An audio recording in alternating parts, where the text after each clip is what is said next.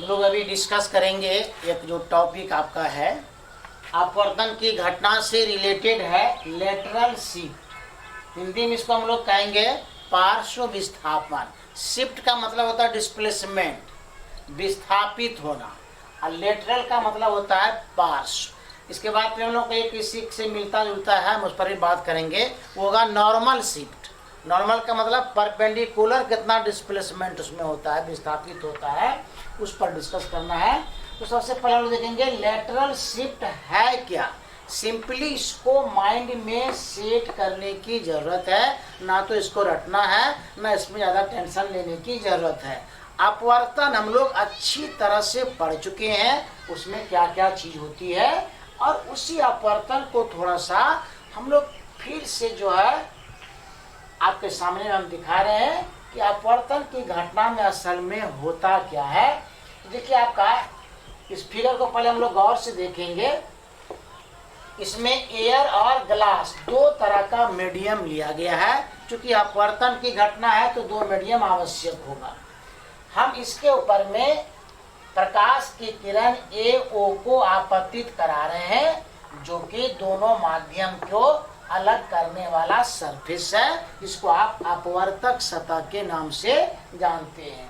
ये AO प्रकाश की किरण O बिंदु पर आपतित होती है, और आपतित होने के बाद इस AO का अपना शौक था कि हम अपने जीवन में इसी रास्ते का पालन करते हुए आगे बढ़ेंगे।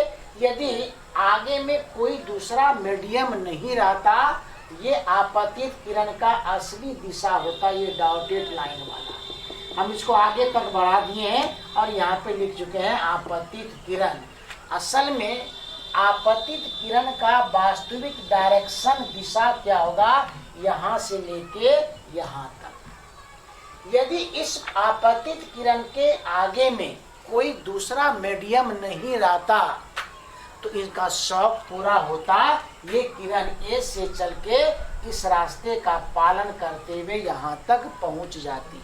लेकिन रास्ते में किसी दूसरे मीडियम के आ जाने के कारण अब इसका जो गति का पथ का डायरेक्शन है वह यह नहीं रहेगा। तो क्या होगा, जैसे प्रकाश की किरण ग्लास में प्रवेश करेगी, इसको स्नेल के नियम का पालन करना होगा। तो स्नेल के नियम से हम लोग जान रहे हैं कि एयर हो जाएगा विरल माध्यम, ग्लास हो जाएगा सघन माध्यम। और जब विरल से सघन में प्रकाश प्रवेश करती है तो वैसे सिचुएशन में प्रकाश की किरण अभिलंब की ओर मुड़ जाती है। यहाँ पर देखिए हम लोग नॉर्मल दिखाए हैं। प्रकाश के किरण को डॉट लाइन से इधर जाना था, लेकिन अपवर्तन के कारण ये प्रकाश की किरण OB दिशा में अपवर्तित हो गई। जाना यहाँ था लेकिन पहुंच गया इस पॉइंट पर, तो डायरेक्शन तो यहाँ चेंज हो गया। अब फिर हम लोग इस सरफेस पर बात करें तो ये ग्लास है, अब फिर नीचे में क्या हो जाएगा, एयर हो जाएगा। ये ग्लास है और ये एयर है। अब प्रकाश की किरण ग्लास से होकर के एयर में प्रवेश करेगी। एक बार मुड़ने के बाद फिर इन्होंने सोचा OB ने कि अब जो हुआ सो हुआ, अब हम इसी पाथ पर डॉटेड लाइन से जाएंगे। लेकिन ऐसा हुआ नहीं, क्योंकि फिर मीडियम क्या हो गया, चेंज हो गया। इन्वायरमेंट के चेंज होने से सारा सिस्टम बदल जाता है।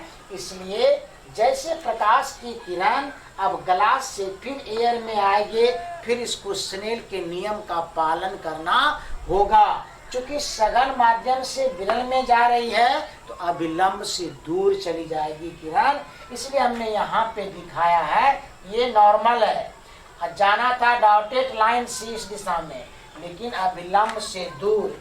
दूर का मतलब इधर नहीं जाकर के देखिए इधर चली गई। इस प्रकार से जो प्रकाश की किरण ग्लास से बाहर निकले, हम इसको अपवर्तित किरण भी कह सकते हैं। क्योंकि ये बाहर निकल रही है तो निर्गत किरण के नाम से भी जाना जाता है। इमर्जेंट रे भी इसको बोलते हैं हम लोग।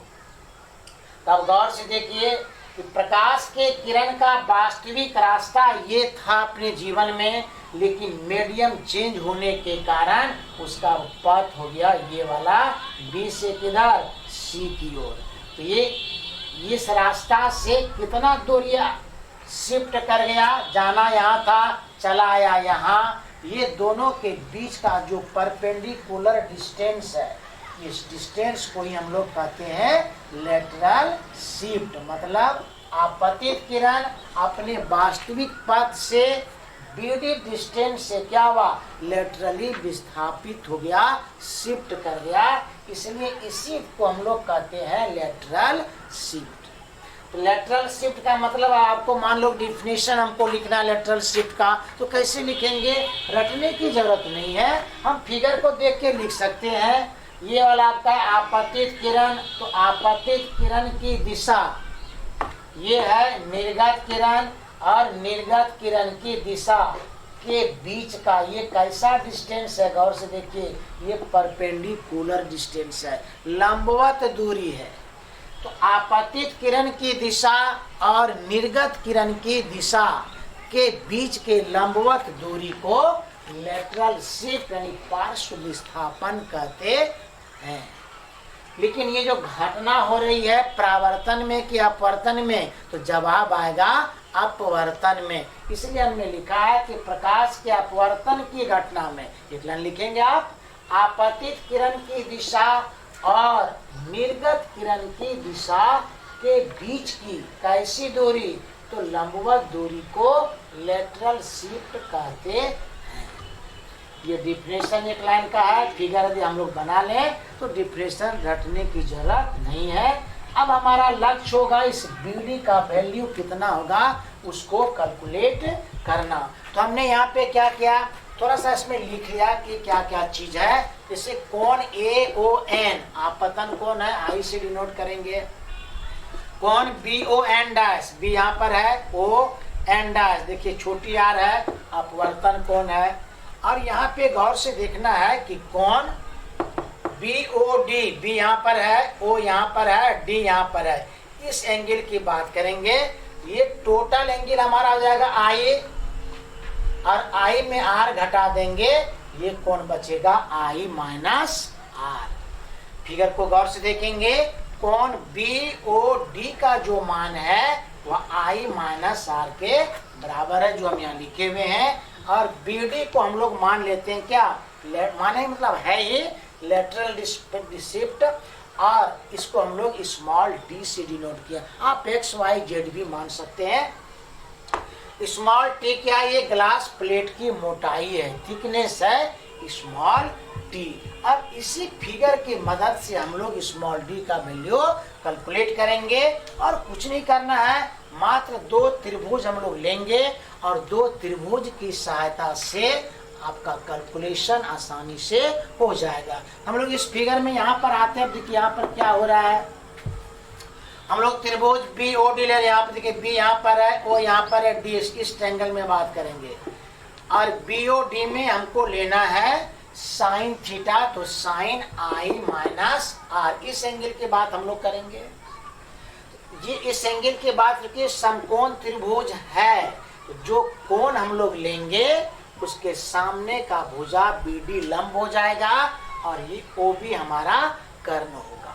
तो साइन I माइनस R बराबर लंब बटे कर्ण, मतलब BD बटे OB, तो BD बटे कितना OB।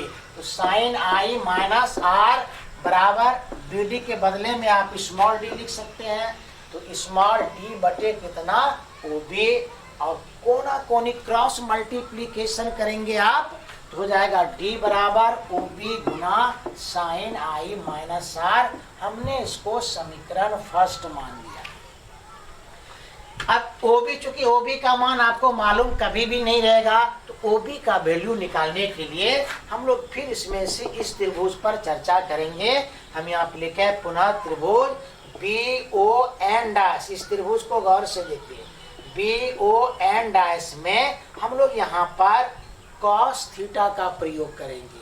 कॉस का मतलब कॉस R, तो कॉस R बराबर आधार बटे कर्ण सूत्र होता है। तो आधार का मतलब आर के सामने वाला भुजा तो लंब हो जाएगा, ये वाला हमारा हो जाएगा आधार, ये क्या होगा कर्ण। इसलिए वो लिखेंगे आधार का मतलब ओ एन डैश बटे कर्ण कितना O B, O N dash बटे O B. O N dash के बदले में हम लोग स्मॉल टी का उपयोग कर सकते हैं, तो कॉस आर बराबर टी बटे ओ बी लिख सकते हैं हम लोग।